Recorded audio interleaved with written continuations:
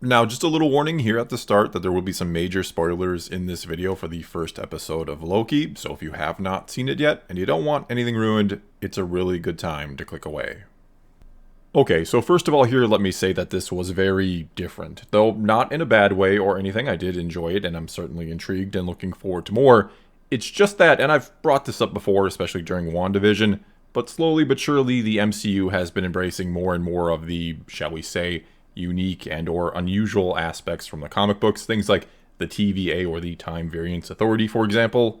They've been easing us into some really strange or weird stuff from the comics, or what might feel weird if you don't read or know much about what goes on there, how crazy or unusual things oftentimes get, with all the time travel, magic, different dimensions, universes, gods, other powerful beings, and so on. I mean, if we go back to where it all started for the MCU, back to that very first Iron Man movie, and I just put up a poll asking people to rank and comment on it, a link to which will be in the description below if it didn't pop up in your feed or anything, and if you're interested in participating. But anyway, if we go back to that first Iron Man movie, everything there, though a bit on the fantastical side, with the level of technology Tony Stark is able to create, even though he is, yes, a genius, well, it still feels very grounded in reality, our reality. There's nothing really strange about that movie.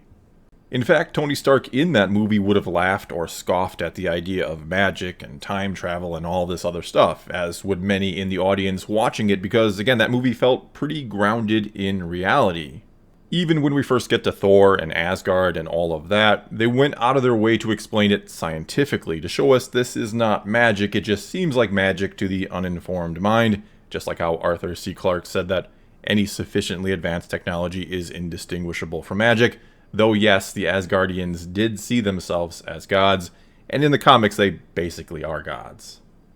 But anyway, my point is there's been a gradual build to get here, to get to a show like Loki, where most are now going to watch it and take it all in stride and not think to themselves, this has gone off the rails and or has gotten too strange and crazy, or just is too much to keep up with and to try and understand anymore. Instead of confused and disinterested, people are intrigued and want to understand it all. Basically, Marvel has, slowly but surely, indoctrinated people into this weird world of Marvel Comics, to the point where I now get asked by friends and family and others who know my love of comics, people who 15 years ago didn't know or care who or what an Iron Man was, questions about what exactly is the TVA and how do they fit into everything, or they want to tell me their current WandaVision theory about how Mephisto was behind it all, which sometimes makes me feel like I've slipped into an alternate reality where the once taboo world of comics has gone completely mainstream, which it has. But to get back to it here, to get to the show itself actually, well, we've basically been promised that we were going to get an airtight explanation for time travel and the multiverse in this series, that everything we saw in Endgame and elsewhere will make complete sense. And the first episode is certainly trying to do just that by telling us that there was once a multiverse a long time ago, but that a war happened between the timelines that nearly destroyed everything, so they were all merged into one timeline, the Sacred Timeline. And that the TVA now guards that one timeline and makes sure Nexus events don't happen or are corrected when they do happen, and that variants, those who cause these new timelines, are basically rounded up and dealt with.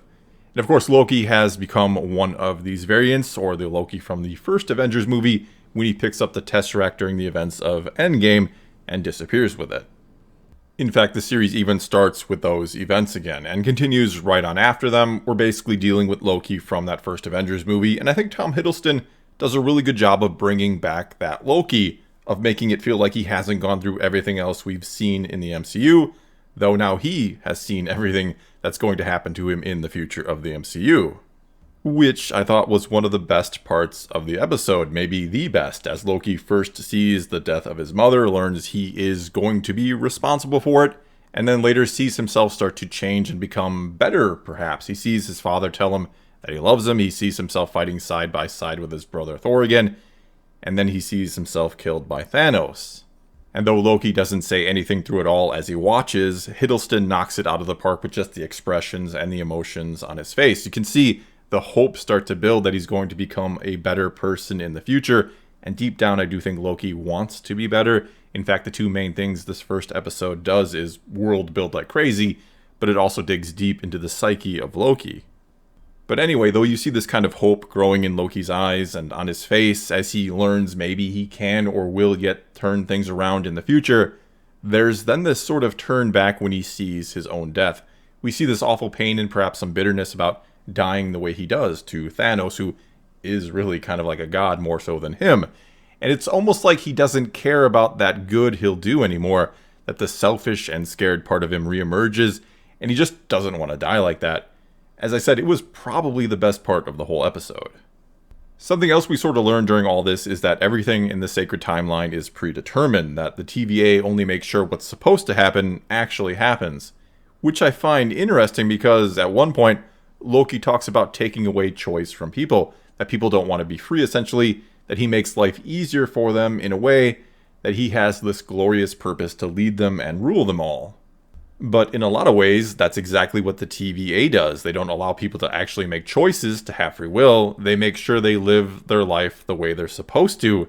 And though I think it's intentional, you can't help but feel like the TVA are being hypocrites here, and probably in an effort to make Loki appear more sympathetic. They're trying to tell Loki he's wrong for wanting to take away choice from people, when that's exactly what they exist to do. And so then, in a twist of irony, you could say, I think what the other variant Loki is trying to do, the one the TVA is hunting, well, I think he's trying to destroy the TVA so that people get to have choice again. He's trying to bring back the multiverse and infinite possibilities, though mainly he's probably doing it in an effort to avoid the fate that he saw, where he is, of course, killed by Thanos. I also think the other variant of Loki is somehow the same variant of Loki we're currently following, or that he brings him about somehow. How that all will play out, though, I'm not exactly sure. It's just a theory. One way or another, though, I think it's pretty clear this series will end with a creation of a new multiverse, since we know there's a movie called Doctor Strange Into the Multiverse of Madness coming, not to mention Spider-Man No Way Home is supposed to deal with it as well. Another question all this sort of brings up again, is the mystery around Captain America in Endgame, how he goes back and after returning all the Infinity Stones, he ends up living out a life with Peggy Carter in the past and ends up on a park bench to give the shield to Sam in the present time of the story. There's been a lot of debate and confusion about just what timeline he goes back to, or how it all works out. And well, in this episode of Loki, we learn everything the Avengers did in Endgame was supposed to happen that way, hence the TVA didn't interfere. The one thing that wasn't was, of course, Loki picking up the Tesseract and using it to escape. This also then means, I'd assume, whatever Captain America did, wherever he went and how he lived out his life, was how it was supposed to happen. And then when you factor in that we now have learned that a timeline or a new branch, when it's created, runs the risk of more being created and then chaos ensuing, well, I highly doubt Steve Rogers was allowed to live out his life in one of these alternate or branching timelines. I think he almost certainly, somehow, some way, lived out his days in the main timeline, in the sacred timeline, and just kept himself hidden the whole time. Which I know some people don't like, because then we have to believe that Captain America would sit back and let all these horrible things happen in the world. But for all we know, when returning the Infinity Stones, he encountered the TVA, and they told him this was what he had to do in order for everything to work out in the end the way it should. That it was essentially his destiny to live out his days in the past and in secret with Peggy Carter and to do nothing to interfere, in order for him to one day then give the shield to Sam and for things to continue to play out as they should. At least that's my guess here. And so overall here, this was certainly different, but not in a bad way. As I was saying before, it's amazing how the MCU just keeps expanding and doing it in ways that feel, I don't know, natural somehow, even though it just keeps getting crazier. But it's that expansion that keeps it interesting at the same time, that keeps them from telling the exact same story over and over again in very similar ways and becoming way too repetitive. Sort of embracing different genres along with the weirdness of the comic books, keeping things ever evolving, has been the secret to the success of the MCU, I think, and this show is certainly doing just that. Well, that's all I've got for you this time. Now it's your turn to tell me what you thought of the first episode of Loki. Did you like it? Did you not like it? Were you somewhere in between? Whatever the case may be, leave a comment below and let's talk some Marvel. And until next time, thanks for watching.